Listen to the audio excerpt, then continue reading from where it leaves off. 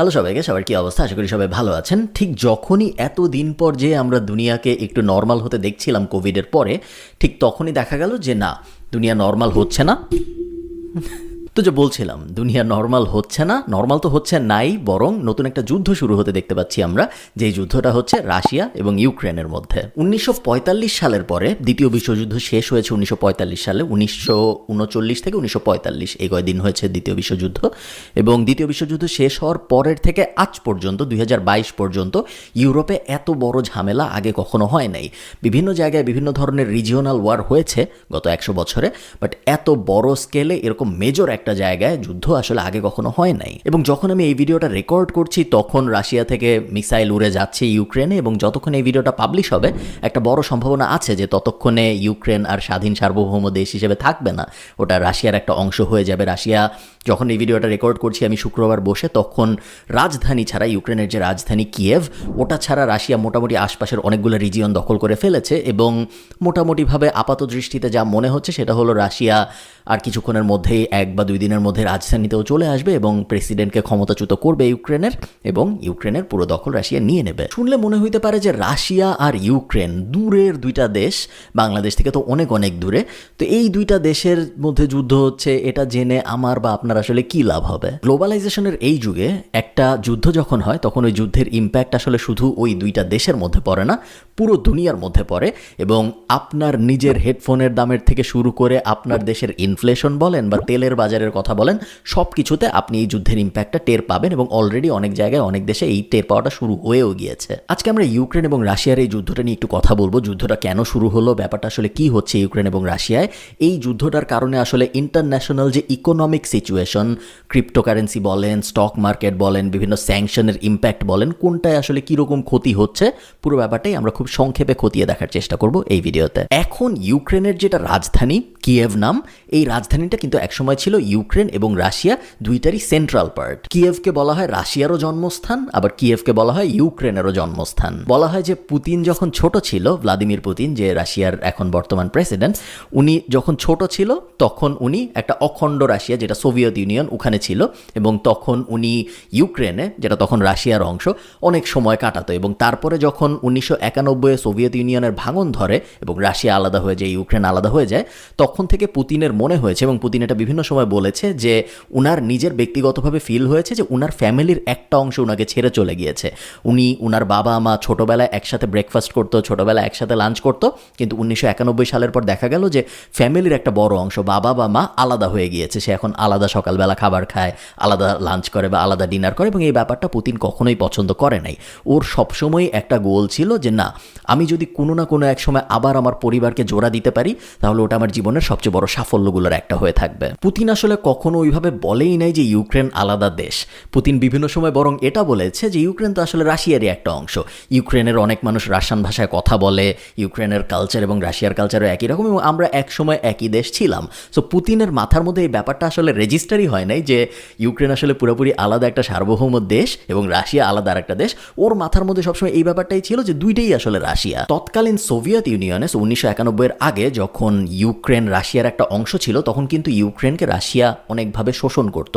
So দুর্ভিক্ষ থেকে শুরু করে একদম চিপ লেবার ইউজ করা থেকে শুরু করে যতভাবে আর কি শোষণ করা যায়, আমরা এই শোষণ এবং শোষিত ব্যাপারটা ভালো বুঝি, যেহেতু আমাদের পূর্ব পাকিস্তান এবং পশ্চিম পাকিস্তানের ডাইনামিকও অনেকটা ওরকম ছিল। সো প্রায় সিমিলার একটা ব্যাপারও আসলে ইউক্রেনের সাথে সোভিয়েত ইউনিয়ন বা রাশিয়ার যে সাইডটা, ওই সাইডটা করতো সেই সময়। 1991 সালে তো সোভিয়েত ইউনিয়ন ভেঙে গেল এবং দেশগুলো আলাদা হয়ে গেল। সো ইউক্রেন আলাদা দেশ হয়ে গেল, রাশিয়া আলাদা দেশ হয়ে গেল। যদিও 1991 এই দেশগুলো আলাদা হয়েছে, রাশিয়া কিন্তু 1991 থেকে 2022 পর্যন্ত এই ব্যাপারটা নিয়ে এত মাথা ঘামায় নাই। কেন ঘামায় নাই? তার কারণ হলো, যদিও দেশ আলাদা হয়ে গিয়েছে, ইউক্রেনে গত কিছুদিন আগেও যেই প্রেসিডেন্ট ছিল, ওই পর্যন্ত সবকটা প্রেসিডেন্টই ছিল আসলে রাশিয়াপন্থী। সো আপনি যখন অন্য আরেকটা দেশকে কন্ট্রোল করতে চান, একটা উপায় তো ওই দেশে যায় আর্মি নিয়ে নামানো বা ওই দেশে দখল করে নেওয়া, যুদ্ধ করে।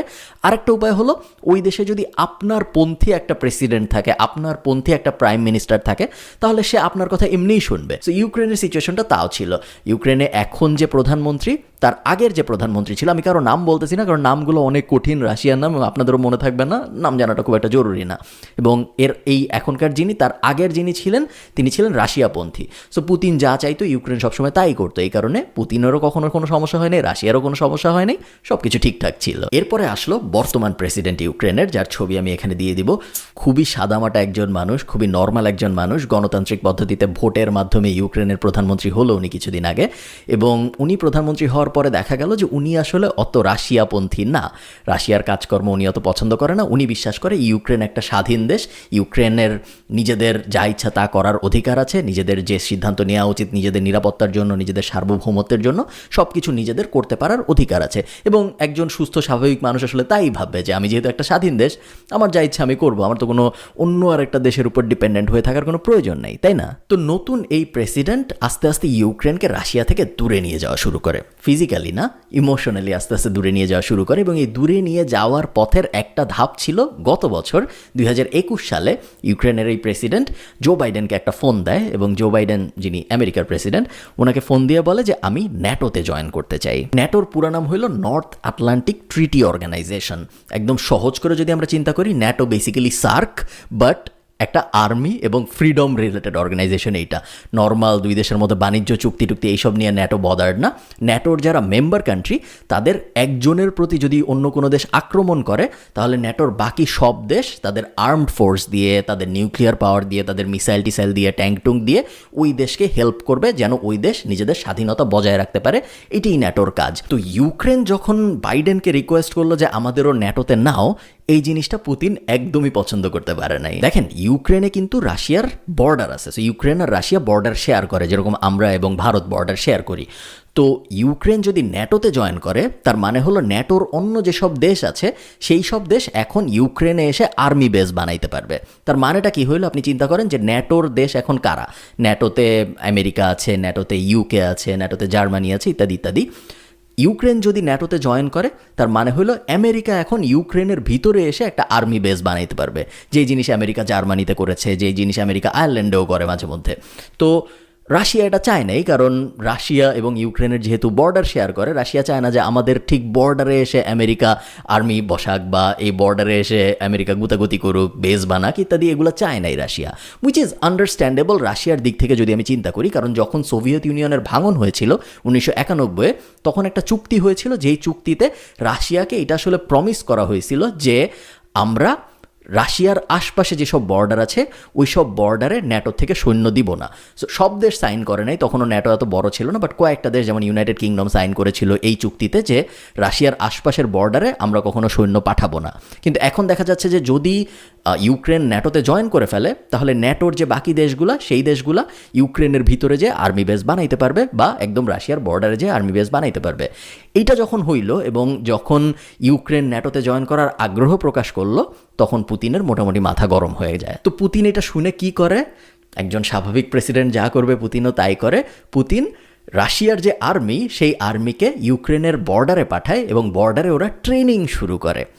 ট্রেনিং বলতে আসলে কি বোঝায় কেউ জানে না, এবং বর্ডারে যাই কেন ট্রেনিং করতে হবে এটাও কেউ জানে না। এটা অনেকটা একটা সামরিক মহড়া দেওয়া বা একটা দেখানো যে দেখো তোমরা জয়েন করতে চাইছো ন্যাটোতে, ঠিকঠাক দেখো আমি কিন্তু একদম তোমার বর্ডারে বসে আছি, যদি তুমি আসলেই ন্যাটোতে জয়েন করো খুব খারাপ অবস্থা হবে, আমার আর্মি কিন্তু তোমার দেশের ভিতর ঢুকে যাবে এবং তোমার দেশ আমি দখল করে নিতে পারি।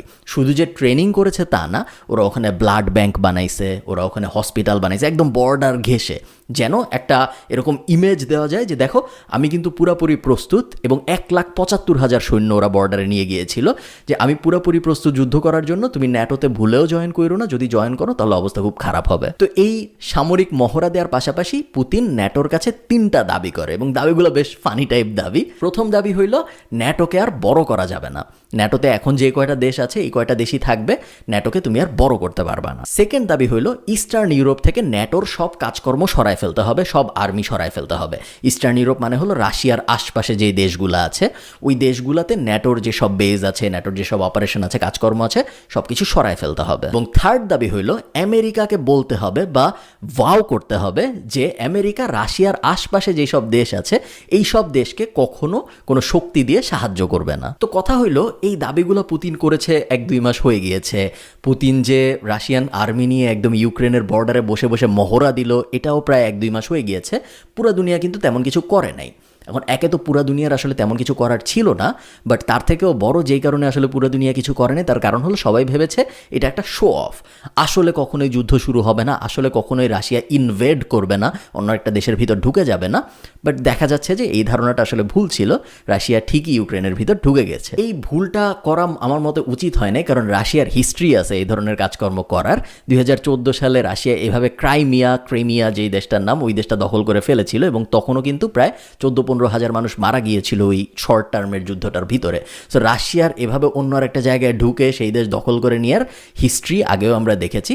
সো আগে যেহেতু দেখেছি এবং ওই সময় এই পুতিন শাসনামলই ছিল, রাশিয়ায় তো অনেক দিন ধরেই পুতিন শাসনামল চলছে, তো আগে যেহেতু সে এরকম একটা কাজ করেছে এবং খুব আগে না, এই 8-10 বছর আগে, সো আবারও যে সে এরকম একটা কাজ করতে পারে এটা হয়তো ইউরোপিয়ান ইউনিয়ন প্লাস নর্থ আমেরিকার প্রেডিক্ট করতে পারা উচিত ছিল। তো একদম সহজ করে যদি আমরা নিয়ে আসি, পুরো ব্যাপারটা খুবই সিম্পল। ইউক্রেন একটা স্বাধীন রাষ্ট্র, ইউক্রেনের একটা স্বাধীন প্রেসিডেন্ট ছিল, সেই লোক চাইছিল যে ইউক্রেনকে ন্যাটোতে জয়েন করাবে, কারণ সে ভেবেছিল যে আমাদের যেহেতু এনাফ শক্তি নাই, আমরা যদি ন্যাটোতে জয়েন করি তাহলে ন্যাটোর অন্য যেসব মেম্বার রাষ্ট্র আছে তারা আমাদের হেল্প করবে আমাদের স্বাধীনতা এবং সার্বভৌমত্ব বজায় রাখার জন্য। এই ব্যাপার পুতিন পছন্দ করে নাই, পুতিন চায় নাই যে ওর বর্ডারের ভিতর এসে ন্যাটোর অন্যান্য দেশ আর্মি বেস বানাক ইত্যাদি ইত্যাদি। এবং এটা একটা কারণ, আর আরেকটা কারণ হলো পুতিন সবসময় মনে করেছে যে ইউক্রেন তো আসলে রাশিয়ারই পার্ট, ও আলাদা হয়েছে ঠিক আছে, এখন ও আলাদা হয়ে আবার অন্যদের সাথে সম্পর্ক গড়ে ফেলতেছে, এটা পুতিন একদমই নিতে পারে নাই। সো এই দুইটা কারণ মিলে আমরা এখন একটা যুদ্ধ দেখতে পাচ্ছি। ইউক্রেনের নিয়ম হলো যদি আপনার বয়স 18 থেকে 60-এর মধ্যে হয় তাহলে আপনার অবশ্যই দেশকে রক্ষার জন্য যুদ্ধে নামতে হবে এবং ইউক্রেনের মানুষ এই ব্যাপারটা নিয়ে খুবই খুশি, তারা যুদ্ধে নামতে চায়। ইউক্রেনের যে প্রেসিডেন্ট উনি বলেছে যে আমাদের কাছে এনাফ টাকা আছে সবাইকে অস্ত্র সরবরাহ করার জন্য। সো আপনি যদি যুদ্ধ করতে চান, আপনি যদি রাশিয়ার এগেনস্টে অস্ত্র ধরতে চান, আপনি দেশে থাকেন, আপনার কোথাও পালিয়ে যাওয়ার দরকার নাই, আমরা আপনাকে অস্ত্র দিব এবং আপনি যুদ্ধ শুরু করতে পারবেন। সো 18 থেকে 60 বছরের যে পুরুষ মানুষ আছে তারা কেউ আসলে ইউক্রেন ছেড়ে যাচ্ছে না, বাট মহিলা, বাচ্চা এবং বয়স্ক যারা আছেন তারা অলরেডি পালানো শুরু করেছেন আশপাশের বিভিন্ন দেশে। এবং ব্যাপারটা বেশ কষ্টের দেখার যে বিভিন্ন মানুষ এভাবে লাইন ধরে ধরে পালিয়ে যাচ্ছে, এবং আমাদের জন্য, আমার আপনার জন্য একটু বেশি কষ্টের, যেহেতু আমরা এই যে 1 কোটি মানুষ বাংলাদেশ থেকে যখন ভারতে ছিল, যখন 71-এর মুক্তিযুদ্ধ হয়েছিল, তো আমাদের ব্যাপারটা রিলেট করতে পারাটা আসলে অনেক বেশি সহজ বলে আমার মনে হয় যে মাইগ্রেশনের কষ্টটা আসলে কীরকম। দিন শেষে সত্যি কথা হলো যে রাশিয়া এবং ইউক্রেনের যদি আপনি কম্পেয়ার করেন, আর্মির শক্তি বলেন বা দেশের আয়তন বলেন, ইউক্রেন কিন্তু অনেক বড় দেশ, বাংলাদেশ থেকে অনেক বড় দেশ। আপনি যদি ম্যাপে দেখেন দেখবেন বিশাল সাইজ ইউক্রেনের, বাট তারপরে যখন আপনি পাশে ঠিক ইউক্রেনকে এক জায়গায় রেখে পাশে যখন আপনি রাশিয়ার ম্যাপটা রাখবেন দেখবেন রাশিয়ার জায়গায় ইউক্রেন এতটুক মাত্র। রাশিয়া যদি এত বড় হয় ইউক্রেন মাত্র এতটুক। এবং আমরা যদি আর্মির শক্তির কম্পেয়ার করি, রাশিয়ার যে আর্মড ফোর্স, রাশিয়ার নিউক্লিয়ার পাওয়ার আছে, ইউক্রেনের কিন্তু এগুলোর কিছুই নাই। সো বোঝা যাচ্ছে আপাত দৃষ্টিতে এই যুদ্ধটা কে জিতবে। এবং ইউক্রেন অনেক সময় হয় কি, যখন আফগানিস্তানে যুদ্ধ হয় বা এরকম আনইভেন টেরিটরি বা পূর্ব পাকিস্তানেও যখন যুদ্ধ হয়েছিল তখন আমাদের নদী নালা ছিল যেগুলো আমাদের হেল্প করেছিল, একটা অন্যরকম ক্লাইমেট টাইপ ছিল যেইটায় ওই পাশ থেকে যারা এসেছিল তারা অত অভ্যস্ত ছিল না, যেটা আমাদের অনেক অ্যাডভান্টেজ দিয়েছিল আফগানিস্তানে, যেটা পাহাড় টাহাড় নিয়ে হয়। ইউক্রেনের ওই অ্যাডভান্টেজটা আসলে ওরকম নাই। ইউক্রেন আর রাশিয়া একদম সেম টাইপ, দুইটার মধ্যে ওয়েদারের কোনো পার্থক্য নাই, দুইটার মধ্যে টার্ফের কোনো পার্থক্য নাই, কোনো কিছুরই তেমন কোনো পার্থক্য নাই।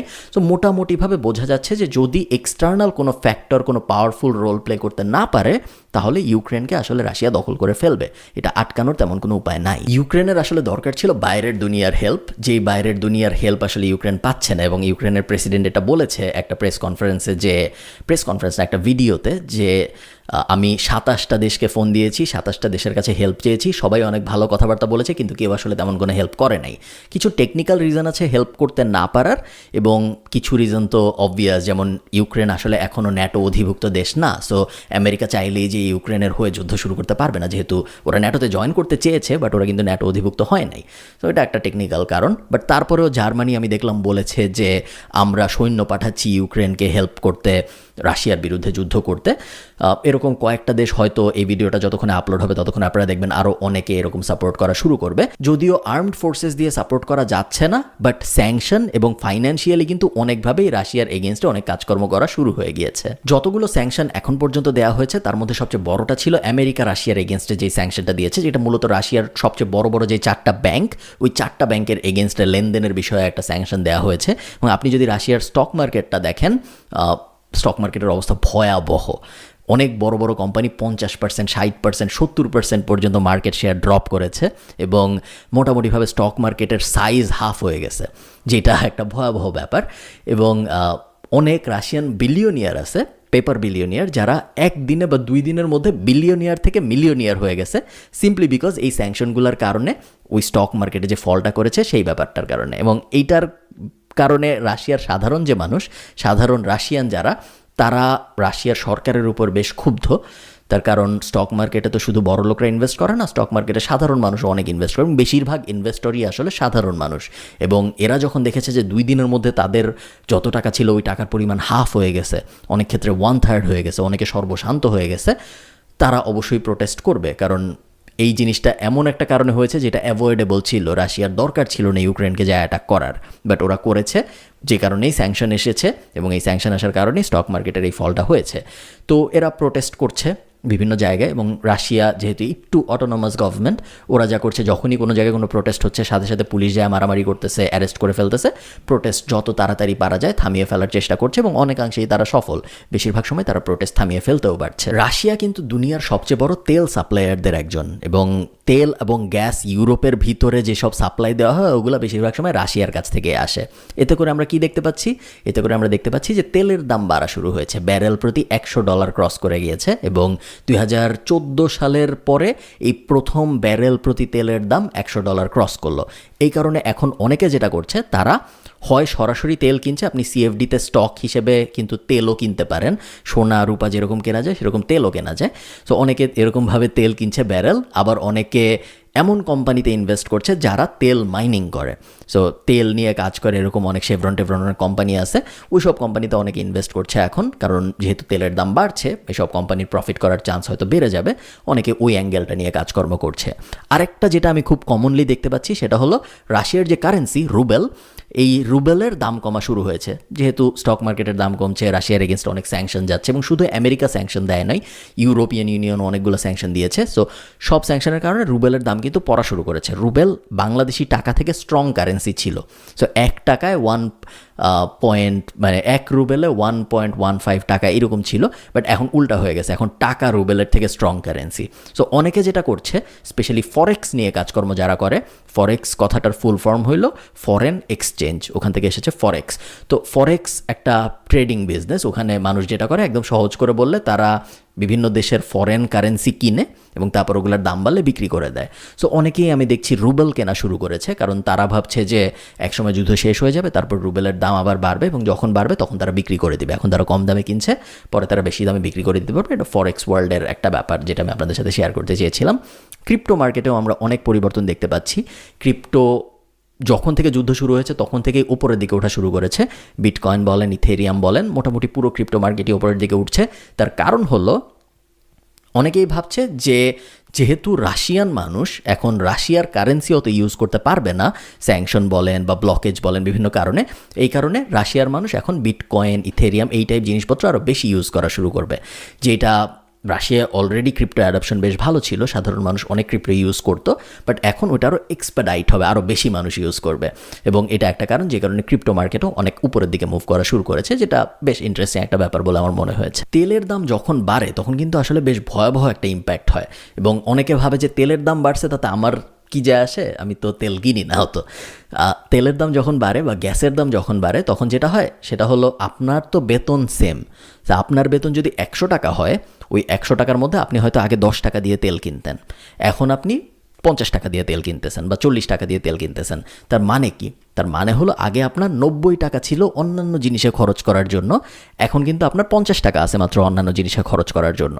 সো ইকোনমির সাইজ ছোট হয়ে যায়, জিডিপি ছোট হয়ে যায়, এবং এই ইম্প্যাক্টটা বেশ ভয়াবহ একটা ইম্প্যাক্ট, যেইটার কারণেই মূলত ধারণা করা হচ্ছে যে যদি এই যুদ্ধ কন্টিনিউ করে, ইভেন মাত্র 1 মাস বা 2 মাসের জন্য যদি এই যুদ্ধ কন্টিনিউ করে, তাহলে পুরা ইউরোপিয়ান ইউনিয়ন, পুরা ইউরোপ রিজিয়ন একটা বড় রিসেশনের মধ্যে পড়ে যেতে পারে। তার কারণ ইউরোপের যে সাপ্লাই এটা পুরাটাই আসলে রাশিয়া দিয়ে কন্ট্রোলড হয়, এবং আগে আমরা এরকম সিচুয়েশন দেখেছি যখন রাশিয়ার সাথে বিভিন্ন দেশের কনফ্লিক্ট হয়েছে, ইউরোপের ভিতরের বিভিন্ন দেশের, তখন রাশিয়া ওই দেশের তেল এবং গ্যাসের সাপ্লাই কিন্তু অফ করে দিছিল। তো এই জিনিস যখন হওয়ার একটা ভয় থাকে, বা রাশিয়া যখন ইউক্রেনকে দখল করে ফেলবে, তখন রাশিয়ার ইউরোপের যে সাবমেরিন কেবল যেটা দিয়ে ইন্টারনেট আসে, আমেরিকার সাথে ইউরোপের যে কানেকশন সাবমেরিন কেবলের, ওইটা কেটে ফেলারও একটা অ্যাবিলিটি রাশিয়ার চলে আসবে। সো অনেকে ধারণা করছে যে এমন একটা সিচুয়েশন হলেও হতে পারে যেখানে পুরো ইউরোপ আসলে কেবল ইন্টারনেট থেকে বিচ্ছিন্ন হয়েও যেতে পারে যদি রাশিয়া অত রেগে যায়। ওরকম হবে বলে আমার মনে হয় না, বাট ইটস আ পসিবিলিটি, যেটা নিয়ে অনেকেই চিন্তাভাবনা করছে। আমার এক বন্ধু থাকে লিথুয়ানিয়াতে, এবং আমার ওই বন্ধু আমাকে বলছিল যে লিথুয়ানিয়াতে একটু পরপর টিভিতে দেখানো হচ্ছে যে আপনারা আপনাদের ব্যাগ গুছিয়ে রাখেন, আপনারা আপনাদের পাসপোর্ট, আপনাদের যেসব আইডি টাইডি আছে এগুলো সব গুছিয়ে রাখেন, কারণ যে কোনো সময় আপনাদের দেশ থেকে বের হয়ে যেতে হতে পারে, বিভিন্ন ধরনের যুদ্ধের আশঙ্কা করতে পারে এবং বিভিন্ন ধরনের ঝামেলা হওয়ার সুযোগ আছে। এইটা নিউজে প্রকাশ করা হচ্ছে, তার কারণ হলো অনেকেই ভাবছে রাশিয়া ইউক্রেনকে অ্যাটাক করার পরে ইউক্রেনে থামবে না, ওরা ইউক্রেন অ্যাটাক করার পরে আশপাশের যেসব দেশ আছে যেগুলোও একসময় সোভিয়েত ইউনিয়নের পার্ট ছিল ওই সব দেশে অ্যাটাক করা শুরু করবে। এবং এই সব দেশের মধ্যে আছে লিথুয়ানিয়া, এইসব দেশের মধ্যে আছে এস্তোনিয়া। এই জাস্ট সোভিয়েত ইউনিয়নের ম্যাপটা যদি আপনি দেখেন পুরানো 1991 সালের আগের, ওই ম্যাপের ভিতর যারা যারা ছিল অনেকেই ভাবছে যে রাশিয়া এই দেশগুলোকে আবার দখল করে নেওয়ার চেষ্টা করবে। এখানে একটা ব্যাপার আছে, ইউক্রেনকে যখন রাশিয়া অ্যাটাক করলো, ইউক্রেনের নিজেরই ফাইট করতে হচ্ছে, ইউক্রেনের নিজেরই প্রতিরোধ করতে হচ্ছে, অন্যান্য দেশ তেমনভাবে হেল্প করতে পারছে না, কারণ ইউক্রেন ন্যাটোর মেম্বার না। কিন্তু লিথুয়ানিয়া বলেন বা এস্তোনিয়া বলেন, এগুলো কিন্তু ন্যাটোর মেম্বার। সো এগুলাকে যখন রাশিয়া অ্যাটাক করবে, বা যদি করে, আমরা কেউই চাই না অবশ্যই করুক, বাট যদি করে, তখন এই সব দেশকে প্রোটেক্ট করতে আমেরিকা, ইউনাইটেড কিংডম এদের আসতে হবে, বিকজ এটা ন্যাটো অ্যালাই। তো তখন যখন এরা আসবে, তখন একটা সম্ভাবনা আছে যে আমরা ওয়ার্ল্ড ওয়ার 3-র সূচনা দেখতে পারবো। এবং এটা শুনতে একটু ভয়ের শোনায়, এটা কেউ চায় না, বাট একটা সম্ভাবনা আছে, এটা হতে পারে যদি এরকম হয়। এটা সময়ই বলে দিবে আসলে এরকম ব্যাপার হবে নাকি হবে না। পুতিন বলেছে যে যদি কেউ রাশিয়ার এই আগ্রাসন থামাতে আসে, যদি কেউ রাশিয়ার কাজকর্মে বাগড়া দিতে আসে, তাহলে সে এমন কনসিকুয়েন্স ফেস করবে যেই কনসিকুয়েন্স সে ইতিহাসে কখনো করে নাই। তো এটার থেকে যা বোঝার আপনি বুঝে নেন, মোটামুটি ডিটারমাইন্ড বোঝা যাচ্ছে পুতিনকে এবং পুরো রাশিয়ান আর্মিকে যে ওরা দখল করেই ছাড়বে। এখন প্রশ্ন হলো, ওরা কি ইউক্রেন দখল করেই থেমে যাবে, নাকি ওরা ব্যাপারটা আরও বাড়িয়ে পুরনো সোভিয়েত ইউনিয়ন পাওয়ার চেষ্টা করবে? অনেক দেশ সাপোর্ট করতে যে বিভিন্ন ধরনের কাজকর্ম করছে, যেমন পর্তুগাল ওদের বর্ডার ওপেন করে দিয়েছে, যেই মানুষ ইউক্রেন থেকে পর্তুগালে আসতে চায় আসতে পারে, কোনো ধরনের পেপার ওয়ার্ক নাই।